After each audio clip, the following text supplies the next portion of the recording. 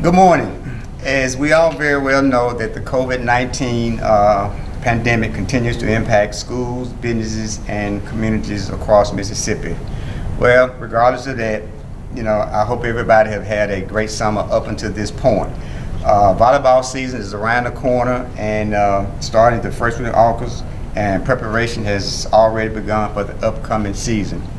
As you know, the purpose of this video is to bring about the new rule changes for the upcoming season.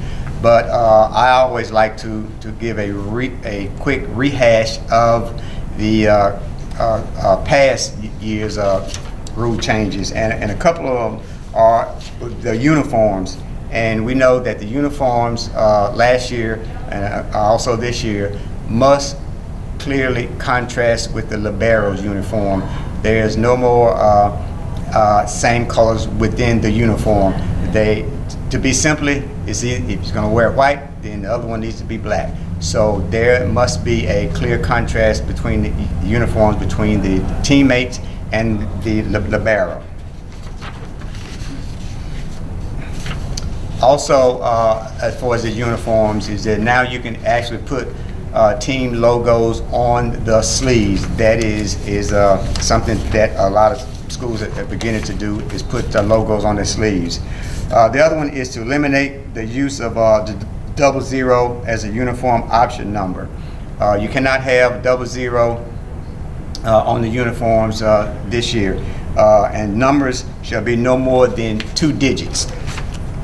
One of the biggest rule changes of last year was the roster and the lineup. Last year, when we had the coaches conference, you must turn in your roster prior to the pregame conference, which is normally 10 minutes prior to the start of the match. So that was one of the biggest changes last year.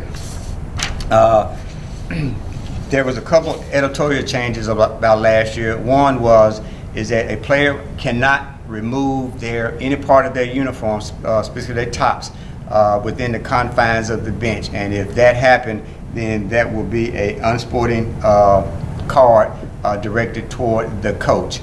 So those were the major rule changes for last year. Okay, the rule changes for the upcoming season, the upcoming 2020 season, is first rule is that players may wear a protective facial mask, and that mask must be made of a hard material free of protrusion and molded to the face. And basically that is to protect players that has lacerations or a broken nose or fracture or something. So they are now allowed to wear a hard plastic mask over their face.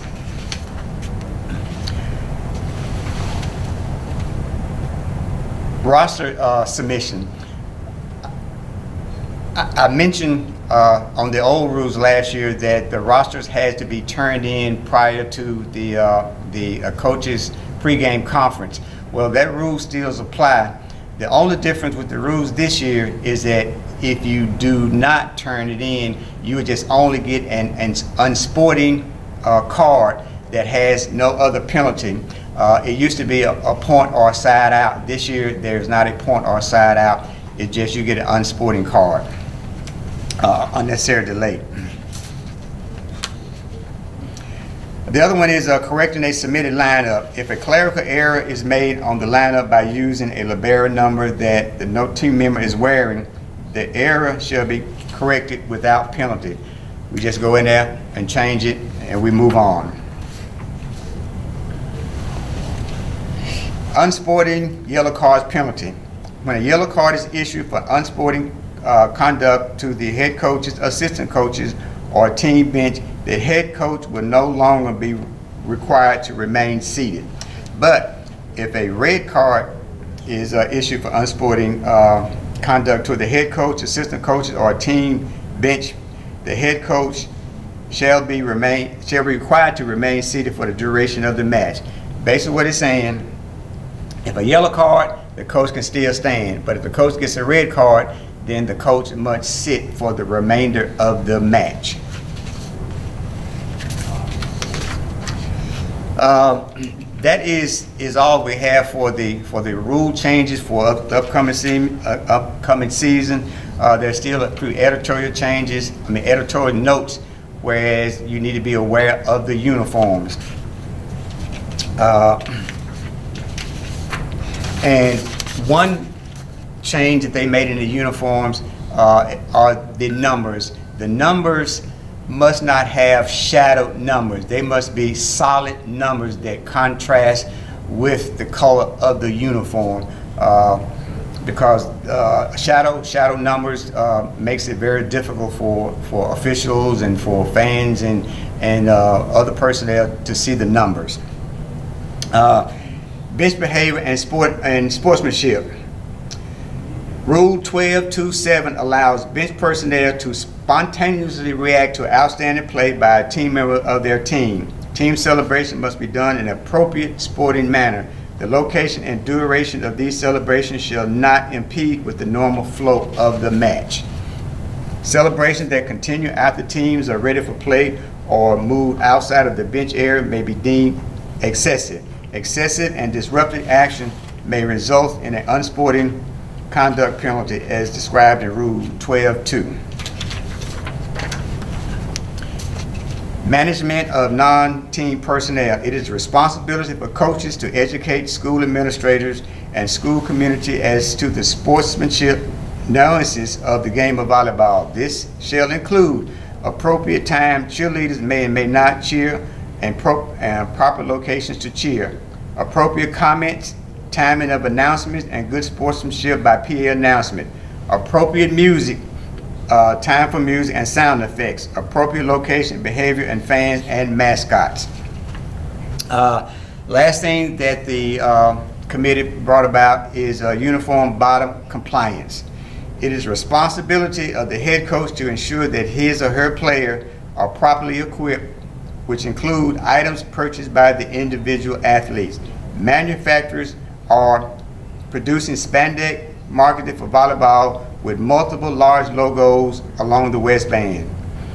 These bottoms worn with uniform tops, tucked or untucked, violate Rule 421F, which means that only one logo can be on the uniform of a player. And a lot of times you have players with headbands that have Nike, Nike, Nike, Nike, that is illegal. If they have waistbands that says Nike, Nike, Nike, that is illegal. They can only have one logo on the material that they are wearing. The violation, the penalty for that, they cannot play. There is no penalty. You give them, they can play. You either take it off or you do not play. Okay, that is it for the rule changes for this year. But also, if you've likely heard, beginning with the 2020 and 2021 school year, the MHSAA has no longer will be using Arbiter Sports as the assigned website. The MHSAA has partnered with Dragonfly to create a Center for Officials, and that will be the new website that we'll be using this year. Coaches, I implore that you go on now and register your school, your team with Dragonfly. If you have already put your assignments on Arbiter before, if you already put them on there, you still must put them on Dragonfly. Make sure that you go ahead and register. If you have any questions, you may contact the MHSAA for directions on videos, tutorials, instruction. But I implore that you go in there right now and put your schedules in, because in a couple of 6 to 8 weeks we'll be playing volleyball, and those schedules need to be on there. Again, we're all going to have growing pain, coaches, signers, officials. So to make our jobs better, please go on Dragonfly and do what's necessary. I appreciate your understanding during our hard times, and all I ask you to do is stay healthy, live, enjoy your family, enjoy your time off, because next thing you know, it's time for play volleyball. Thank you, and I look forward to seeing y'all during the upcoming season.